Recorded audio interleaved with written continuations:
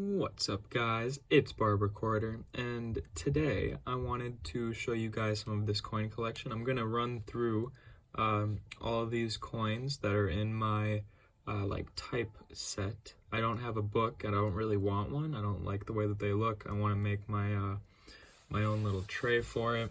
But essentially, I'm just going to be running through and telling you the story behind each one of these coins. Some coins have better stories than others, and some coins are cooler than others. But every coin has a story, and I just wanted to stop in and talk to you guys a little bit about them and some new pickups that I got. So without further ado, let's get into it. If you're new, go leave or go subscribe. If you guys like this video, go ahead and show me that you liked it by liking the video, and leave a comment down below.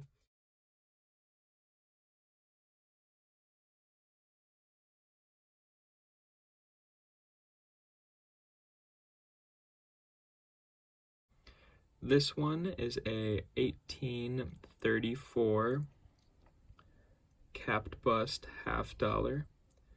This was actually a gift from Mrs. Barber Quarter for our 3-year anniversary.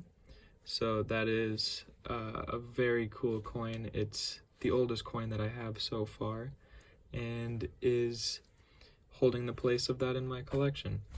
And sticking with the $50, the next step down in my $50 collection is this Barber $50. I think that my collection is going to be full of problem coins because they kind of help me be able to afford the specific coin that I want, and getting things that have a little bit of a problem does decrease their value, which makes them a little bit more affordable while still filling that place. So that's just one of the things that I'm doing. This is a 1945 Walking Liberty $50. This was actually a gift from my grandmother, so a very special coin to me.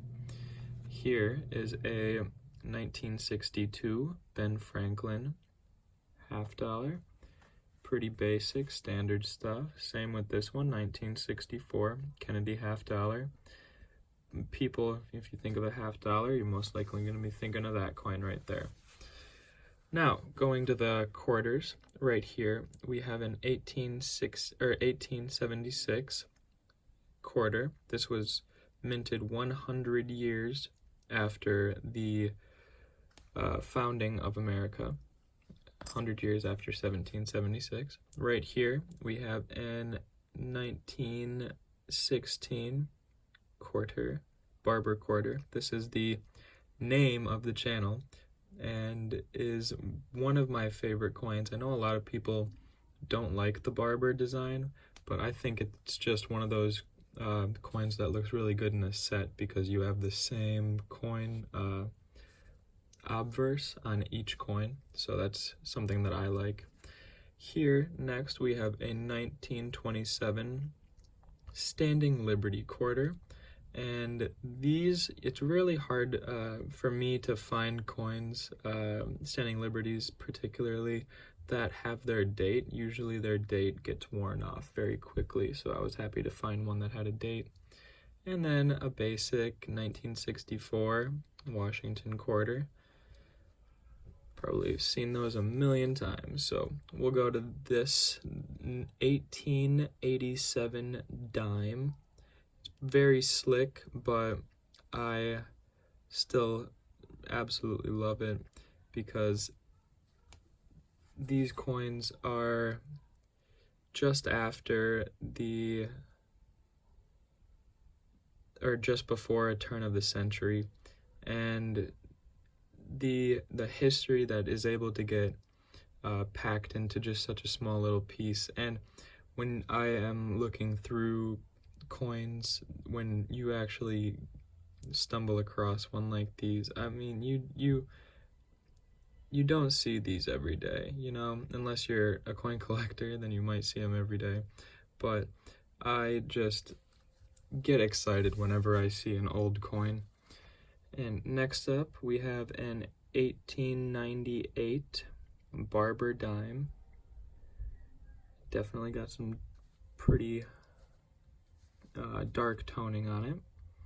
Next is a 1942 Mercury dime, the classic Mercury, and I found a dime that has a little bit better condition and actually still has somewhat of those lines there.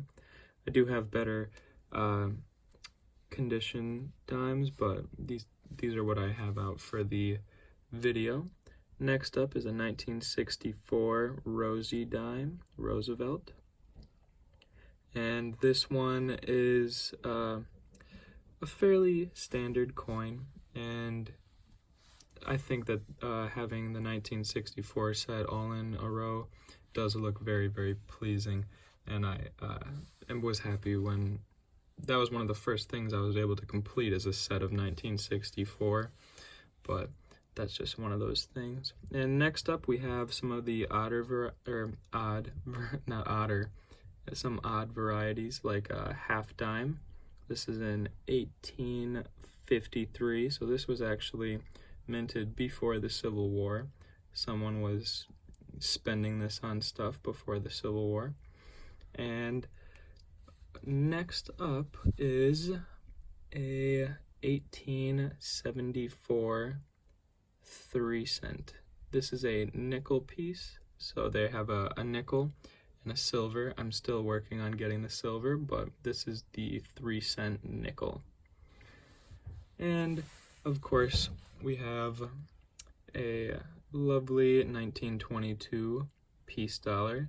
This is one of the better conditioned peace dollars that I have, but I'm still trying to upgrade this whenever I can afford it, and I'm just ecstatic that this has grown into what it has. I mean, if you go and watch some of the first videos on this channel, this wasn't even thinkable, possible.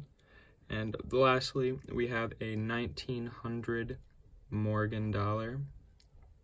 I think it's in very good shape, but I don't know much about grading coins, but I was very happy when I started buying Morgans.